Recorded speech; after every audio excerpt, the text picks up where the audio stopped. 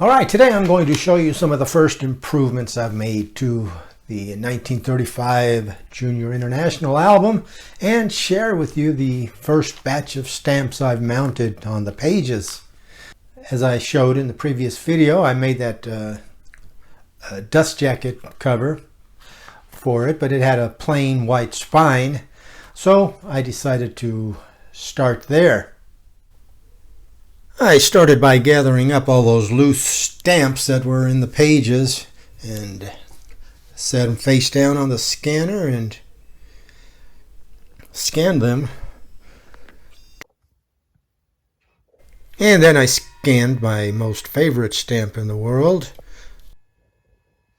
Nova Scotia Scott number 8.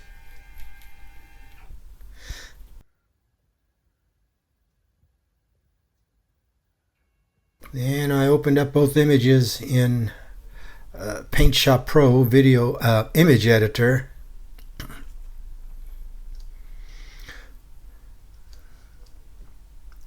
First off, I'm straightening the image, squaring it up, and then I'll select the black background, and then go up to the menu and invert the selection so that everything is selected except the background. And then I'll copy the image and paste it into a new image.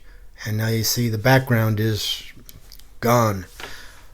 All I have is a stamp with nice clean edges.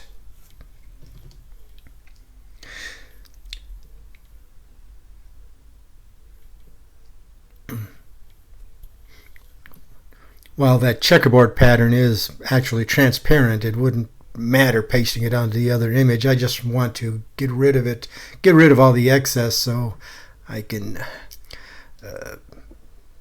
have a more accurate idea of the dimensions. Now I'll come back to my background image and give it a nice square edges with no excess black margin showing.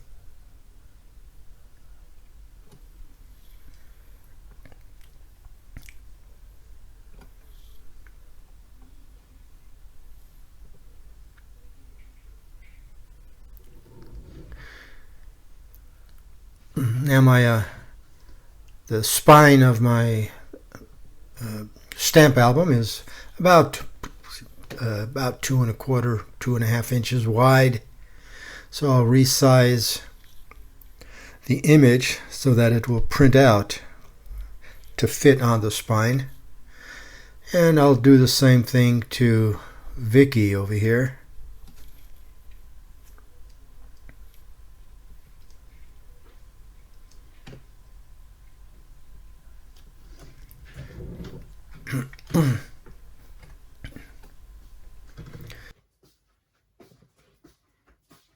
And then I'll copy Vicky and paste her onto my background stamps.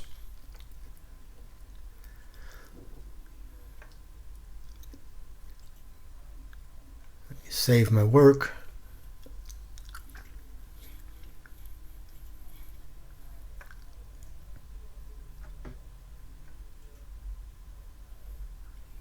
And then print her out.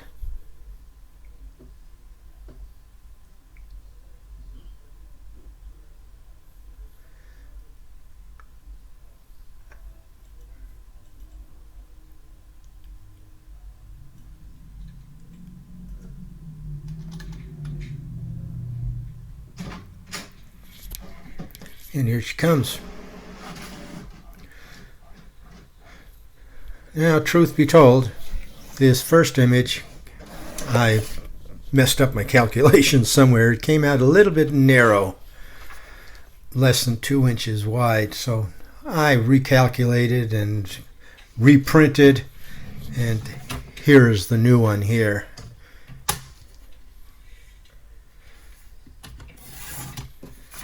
Just trim the fat.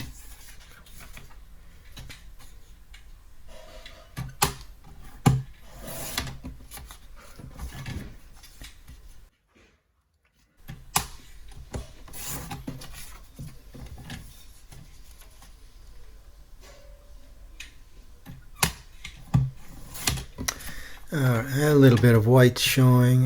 It won't hurt anything. I'll leave it on there. Since the spine's already white, it won't be that noticeable. And there's my spine label.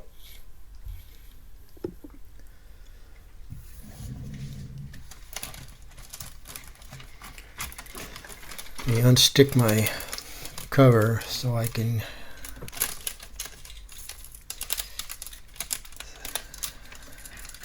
slip the label in there.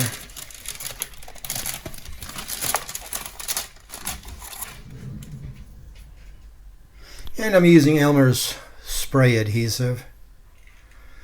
I just make it slightly wet. I don't want to saturate the paper and warp it.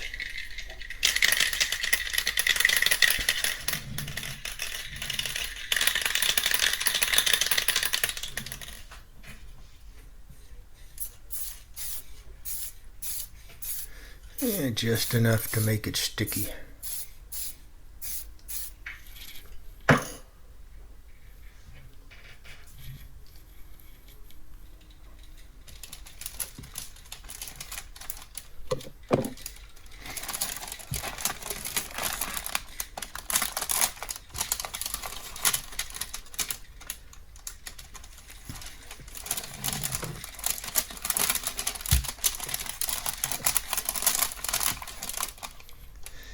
Yes. All right. Put her all back together.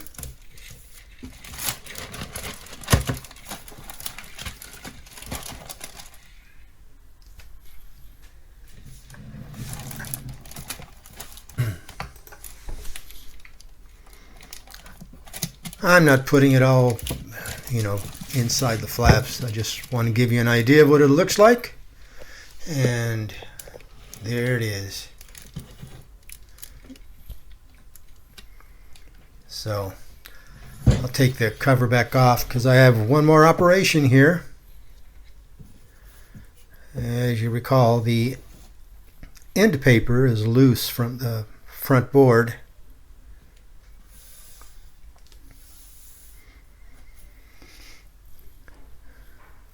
So I picked up some Elmer's craft paper bond.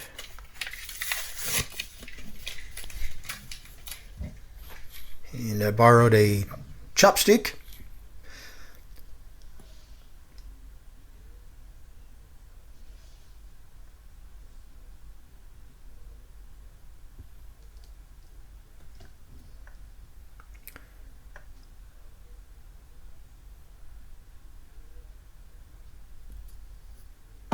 There, just put a couple thin lines of adhesive.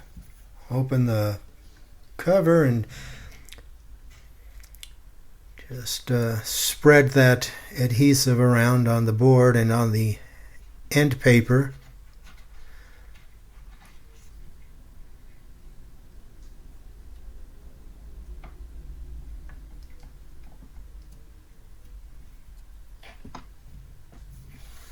And then turn the book around and do it from the other end.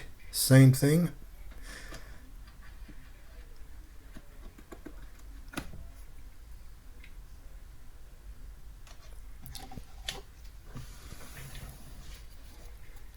And instead of a bone folder, I've got my plastic ruler to just get the paper nice and tight in the margin. And then stick the album under my book press and let it dry overnight. Alright, so here it is right now. When I get the bookbinding tape, then I will record my efforts in restoring the cover. Now let's put some stamps inside of it. I'm going to start with Hungary, as I've got a bunch of loose stamps for Hungary in these cards. which I've had for a good 10, 12 years or so when I bought a collection of Switzerland. These came with it, and it wasn't even advertised. It was from an auction. And these Hungary stamps, pages of Hungary, were included that were not even mentioned in the listing. So I just never did anything with them. So let's get started. And here's the first page of the Hungary section. You can see there's already a few stamps there that came in the album. And after a few minutes, I had found a few more for the page. You'll notice there's a couple of spaces have multiple stamps overlapped because there's some later issues with color variations for which Scott did not include spaces. And you'll notice I am using hinges because I decided that it's simply not economical to spend so much on stamp mounts on stamps with just minimal monetary value. Also, this is a 1935 album. Hinges are more historically accurate, right? Now, these early Hungarian stamps have a lot of perforation and watermark varieties. And the watermarks can be difficult to ascertain.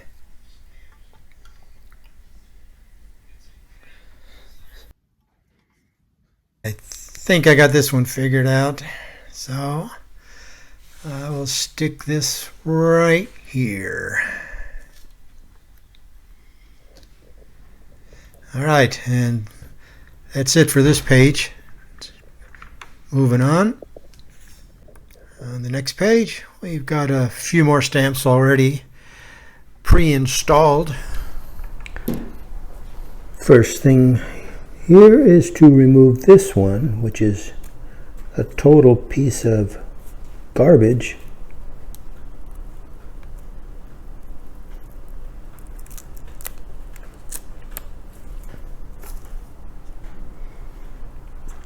Front and back, it's no bueno.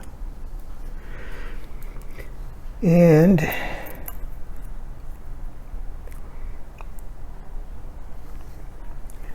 replace it with this